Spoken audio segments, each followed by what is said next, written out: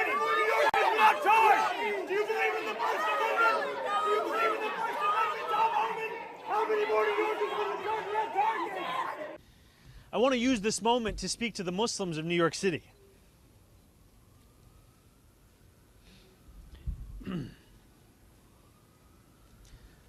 I want to speak to the memory of my aunt.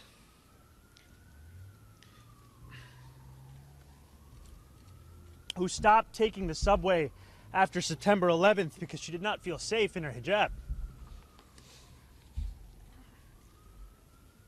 I want to speak to the Muslim who works for our city. Whether they teach in our schools or walk the beat for the NYPD. New Yorkers who all make daily sacrifices for the city they call home, only to see their leaders spit in their face. I want to speak to every child who grows up here, marked as the other, who is randomly selected in a way that never quite feels random, who feels that they carry a stain that can never be cleaned. Growing up in the shadow of 9/11, I have known what it means to live with an undercurrent of suspicion in this city. I will always remember the disdain that I faced, the way that my name could immediately become Muhammad, and how I could return to my city only to be asked in a double-mirrored room at the airport if I had any plan on attacking it. I've never seen a coalescing of hatred like I've seen for Zohran Mamdani. It's actually quite insane what I've witnessed in the last 2 days. Republicans are calling for his deportation back to Uganda, and Democrats are melting down and quite literally willing to undo democracy to get rid of him.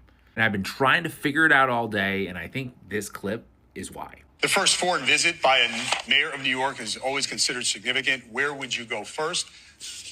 Left to right, Ms. Adams. First visit, I would visit the Holy Land. Mr. Cuomo. Given the hostility and the anti-Semitism that has been shown in New York, I would go to Israel. Mr. Tilson, where would you go? Yeah, I'd make my 4th trip to Israel, followed by my 5th trip to Ukraine, 2 of our greatest allies fighting on the front lines of the global war on terror. Mr. Mamdani. I would stay in New York City. My plans are to address New Yorkers across the 5 boroughs and focus on that. Mr. Mamdani, can I just jump in? Would you visit Israel as mayor? I will be doing, as the mayor, I'll be standing up for Jewish New Yorkers, and I'll be meeting them wherever they are across the 5 boroughs, whether that's in their synagogues and temples or at their homes or at the subway platform, because ultimately we need to focus on delivering on their concerns. And just yes or no, do you believe in a Jewish state of Israel? I believe Israel has the right to exist. Not as a Jewish state? No, as a state with equal rights. He won't say it has a right to exist as a Jewish state. Be very clear. And his answer was no, he won't visit it. Why does the mayor of an American city need to go abroad at all? And why did everybody except Mamdani say Israel? They don't want to go anywhere else, no other country, Canada, France, UK, South Korea. It's just weird. We just all got played for 8 months. Everyone in the world, everyone in the country, everyone in New York City got played by these 2 thespians, these actors. Because remember, 8 months ago, we thought it was Godzilla versus King Kong. There was Zohran Mamdani calling Donald Trump a fascist. He's not. And then Donald Trump calling Zohran Mamdani a communist. He's not. And then, as you mentioned, just recently, the president said, I'm going to withhold $7 billion of badly needed federal funding for New York City if you elect Zohran Mamdani. And then Zohran Mamdani, on the night of his victory, turns and looks into the television and says, Donald Trump, if you're listening, turn up the volume. So they're like antagonizing their followers. And then all of a sudden today, we're expected to believe kumbaya. Everything is fine. Everything moves normally. No. I don't get played. I feel that I, like the American people, were turned into suckers to all of a sudden start adversarially wanting to go at one another when, in fact, we can see the reaction today, which is, oh, you're going. Hey, everybody. Here we go again. Another episode of Common Sense with Van Silk. Spartan shirts. Okay, so now, here's a funny thing. Zohran Mamdani, who just won the election in New York as the new mayor for New York City, was hated by everybody that was against him because of being a Muslim and this and that, and deport him, and he need to do this, and he want to federalize, he want to defund the police, and he want to make this with the girl, he want to do this and that. Listen, you know what's so funny about politics? Politicians can get up here and they can lie during a campaign. They can just lie about everything, but don't lose their job. But if any of us normal Americans lie at a job or anything, we lose our job. Why is it that politicians can lie in campaigns and you know, make up shit, but we can't? I'm looking at the Democrats who made the video about telling the military to not take illegal orders.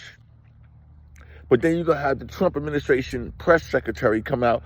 Well, they telling the military people to not take lawful orders.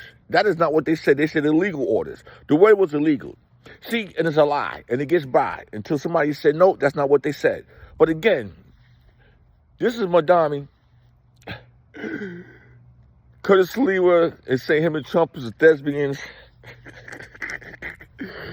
Yo, this is Common Sense with Van Silk. Y'all just seen Zohran Mamdani before, what he was about, what he was doing. But now look at the reaction from the mega people and everybody now that he won. But here's the funny part about all of this. Ever since his meeting with Donald Trump. Oh, well, he's all of a sudden now, those who hated this man less than 30 days ago, less than 2 weeks ago, because Donald Trump said so, he could be all right. You know what? It's all BS. It's all BS. I'm telling you, it's just BS. But yo, here's another episode of Common Sense with Van Silk. I hope you enjoyed this episode. I'm going to put it out before get ready to watch these football games. Y'all make sure you'll follow me on rumble.com. You make sure you support my channel. Mamdani for mayor. He's the winner. Eric Adams is on his way out. But I'm just trying to say, politics, it's not a magic trick for real. Politics is real in everything in life that we do. Everything in life is politics. You could talk bad about a politician one day and you can win office and that same politician will come and work for you. Look at all the people that's working for Trump, how bad he talked about them. How bad they all called him all kind of things, but now they're in his administration. It's called politics. It's Common Sense here with Van Silk. You'll make sure you'll support the page, follow the page, leave comments, leave your own opinion. I'm out. I'd like to ask Mr. Mamdani, you accused the U.S. government of committing genocide in Gaza while President Trump was working on peace. Why that? I've spoken about the Israeli government committing genocide, and I've spoken about our government funding it. And I shared with the president in our meeting about the concern that many New Yorkers have of wanting their tax dollars to go towards the benefit of New Yorkers and their ability to afford basic dignity. And what we see right now is we're in the 9th consecutive year of more than 100,000 school children being homeless in our city.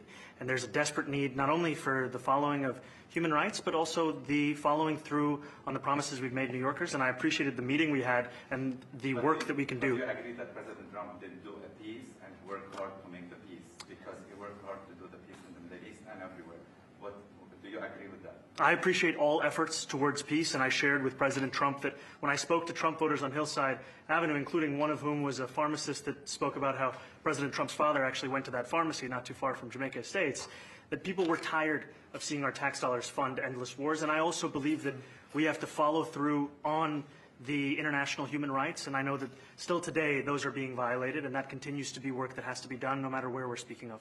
Mr. President. I really don't like the guy. But I'm glad that he was able to go in there and do a good job with the president. Many of the New Yorkers we spoke with today told me that they were cautiously optimistic and that they were impressed with the way Zohran Mamdani went into the Oval Office and kind of deployed a charm offensive on President Trump, which they said might have worked. Unfortunately, this is what you have to do. You have to bow down, praise him, and walk out and wash your hands after. I think that Trump continues to be the most transactional president we've ever had. So throw him his little bit of whatever, pigeon food, and get on with the business at hand. And hopefully Trump won't meddle too much. Now, this is still very early in this relationship. There's still a long way to go, and the political winds could shift on a dime. So we'll see what happens. Zohran Mamdani doesn't take office for several more weeks. He will become mayor officially. MAGA is pissed with Donald Trump. They are so upset that he invited Zohran and essentially is kind of uplifting him and saying it was an honor to meet him. They are so mad. They're preemptively blaming the loss of 2026 and 2028 on literally this one instance. In that press conference with President Trump, a reporter asked you whether you believe that President Trump is in fact a fascist, a word that you've used in the past. You were about to answer, then President Trump sort of jumped in and he said, quote, "That's okay, you can just say yes. It's easier than explaining it." So, Mr. Mayor-elect, just to be very clear, do you think that President Trump is a fascist? And after President Trump said that, I said yes. And so you do. And that's something that I've said in the past. I say it today. And I think what I appreciated about the conversation that I had with the president was that we were not shy about the places of disagreement, about the politics that has brought us to this moment. And we also wanted to focus on what it could look like to deliver on a shared analysis of an affordability crisis for New Yorkers. You've also said in the past that President Trump has engaged in a, quote, attack on our democracy. You've called him a despot. Do you still believe President Trump is a threat to the democracy? Everything that I've said in the past, I continue to believe. And that's the thing that I think is important in our politics, is that we don't shy away from where we have disagreements, but we understand what it is that brings us to that table. Because I'm not coming into the Oval Office to make a point or make a stand. I'm coming in there to deliver for New Yorkers. And a few weeks ago, I was asked by a reporter 3 words to describe myself. I said, New York City. And that's what animated that conversation. You feel comfortable living in New York City under a Mamdani administration? Yeah, I would. I really would. Especially after the meeting. Absolutely. What makes you comfortable? We agree on a lot more than I would have thought. I feel very confident that he can do a very good job. I think he is going to surprise some conservative people, actually. And some very liberal people he won't surprise them because they already like him. He said a lot of my voters actually voted for him, and I'm okay with that. And when we spoke to those voters who voted for President Trump, we heard them speak about cost of living. We focused on that same cost of living, and that's where I am really looking forward to delivering for New Yorkers in partnership with the president on the affordability agenda. And I will say there's no difference in party, there's no difference in anything, and we're going to be helping him to make everybody's dream come true, having a strong and very safe New York. And congratulations, Mr. Mayor. All right, folks, the MAGA fan base is in full-blown panic mode right now over this meeting that Donald Trump had with Zohran Mamdani. They are collectively melting down on social media because they expected Trump to push Mamdani around and to bully him and embarrass him in front of the entire media. But in reality, Donald Trump praised Mamdani, said he would love to live under him in New York City, and said he's going to do a great job. And MAGA is stunned. They're responding with anger, disbelief, or just straight up coping with what they saw today. So I want to show you some responses from MAGA that I thought was especially funny. But before I do any of that, make sure to subscribe to the channel, drop a like on the video, comment, let me know what you think about this story. Let me know what you thought about the meeting. And first and foremost, let's just start here with what Donald Trump posted moments ago following their meeting, the meeting they had in the Oval Office. Trump posted a photo of him and Mamdani, and he said, "It was a great honor meeting Zohran Mamdani, the new mayor of New York City." Posting this photo of them together behind the Resolute desk. He also included other photos of them in the White House. Here is both of them in front of a portrait of FDR. Here's more, a zoomed out version of that very portrait. Here's one of just Mamdani in front of the portrait. And this is a photo that Donald Trump is posting. He's posting singular photos of Mamdani in the White House. I mean, it's a total love fest. Here's more of them talking while looking out on that ugly patio that Donald Trump put in place of the Rose Garden. But they're like hanging out like they're friends. Donald Trump is posting photos with him like they're friends. And some of the MAGA fans in the comments are not having it. For example, this person says, "Be careful, Mr. President. The devil often disguises himself as something good or appealing, making it difficult for people to recognize his true nature. This tactic of deception is highlighted in the Bible, where it states that even Satan can appear as an angel of light to mislead others." So the MAGA fans now believe that Mamdani is Satan and he has deceived Donald Trump. They are out of their minds. They have no idea how to respond to this meeting today. Here's another one right here from Red Granny 1, who's another fan of Donald Trump on Truth Social, saying, "A great honor meeting a lying piece of blank communist for real." So you can see that the MAGA fan base is taking two different approaches, either straight up anger, saying like, "What's wrong with you?" or just coping by saying, "Well, it's the devil, you got deceived, be careful," kind of things like that. And that's what you're also seeing on an individual basis, not in the comments of Trump, but on an individual basis among the MAGA fans on social media across the board. Cam Higbee, who is a MAGA journalist, just out of his mind, said initially, "I thought that Trump was capitulating to Mamdani. I think in reality, he's leaving Mamdani with nobody to blame but himself when he fails." This post already has 65,000 views. MAGA is eating it up, 3,000 likes. And this is just another example of cope. They're just trying to come up with a way to make it seem like Donald Trump won the meeting. And so Cam and other MAGA fans are trying to make it seem like Donald Trump is playing 4D chess. He's just ahead of the opposition, and he planned this meeting to go exactly like it did this entire time. And they just think Donald Trump is like a genius, and he's outsmarting everybody, I should say. When in reality, Donald Trump just fell in love with Mamdani. I think it's as simple as that. He folded like a lawn chair. Right? Donald Trump on social media, in the media and whatnot, will talk a big game saying, "Oh, Mamdani is a communist. He's going to destroy New York City." And then an hour with Mamdani in the White House, and he comes out saying, yeah, I think he's actually going to be a great mayor. And MAGA just can't handle it because they've gotten their marching orders from Donald Trump. Their marching orders were, he's a communist, he's going to destroy New York City, and that's the line. And now Donald Trump has completely reversed course, and it is so funny to watch them deal with that. Here's another one. Julia Manchester, a journalist for the White House from The Hill, said a text from a GOP operative on the Trump-Mamdani meeting, striking a similar tone, saying, quote, "To be honest, I think this pours gasoline on the internal war within the Dems. Hakeem Jeffries won't talk or work with him, but Trump is open to working with him, further forces Dems to fully embrace Mamdani and his agenda." Well, it seems like the Democratic Party as a whole has already embraced Mamdani. So if Donald Trump's goal was to make Democrats like Mamdani more, then that's a pretty dumb goal. I think this is cope again. I think this GOP operative is once again trying to frame this meeting as a win for Donald Trump when it absolutely was not. He just humiliated himself the entire time.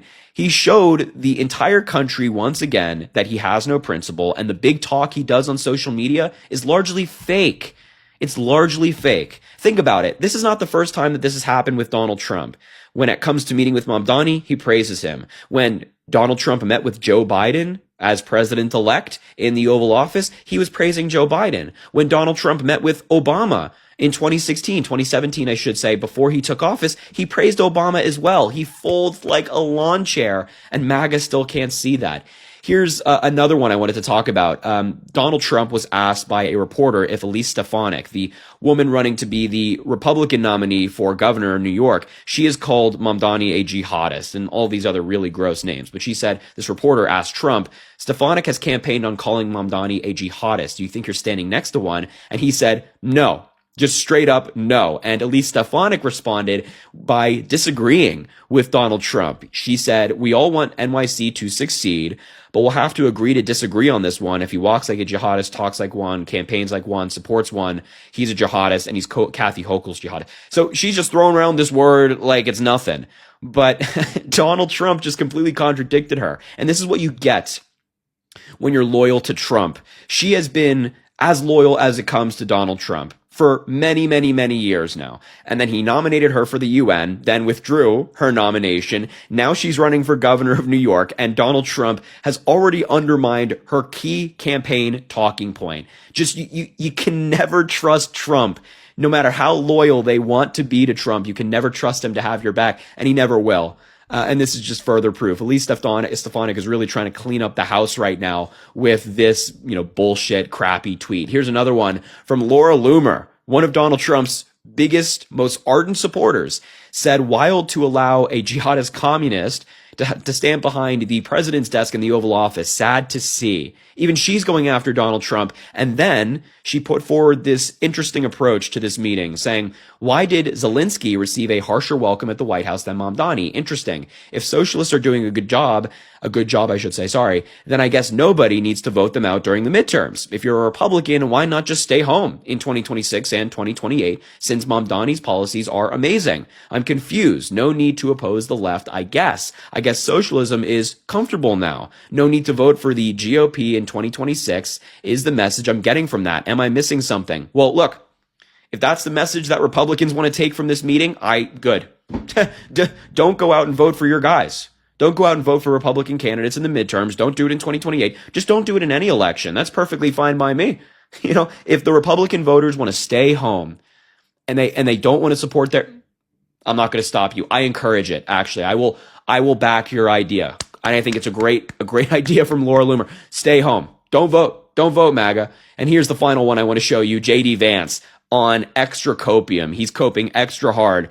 He responded to a clip of Donald Trump and Mamdani. The reporter asked Mamdani if he still stands by his comments saying that Trump is a fascist. Trump said, that's okay. You can just say yes. It's easier than explaining this. And JD Vance responded by saying, POTUS has a lot of good moments, but this is an all-timer. It seems like JD Vance is a little upset because it appears that Trump likes Mamdani more than he likes JD Vance. He has never spoken that positively about JD Vance in front of anybody. But when it comes to Mamdani, he loved him. He was slobbering all over Mamdani. So you're seeing that MAGA doesn't know what approach to take. Some people are angry. Some people are in disbelief. It is just a remarkable sight to see. And I've had a really fun time today watching it all go down. And so I just had to bring you this story. It was too good to ignore. So look, I will leave the video there. Thank you so much for watching. Make sure to subscribe down below. Drop a like on the video, comment. Let me know what you think about this story. Of course, I'm always excited to hear from you folks.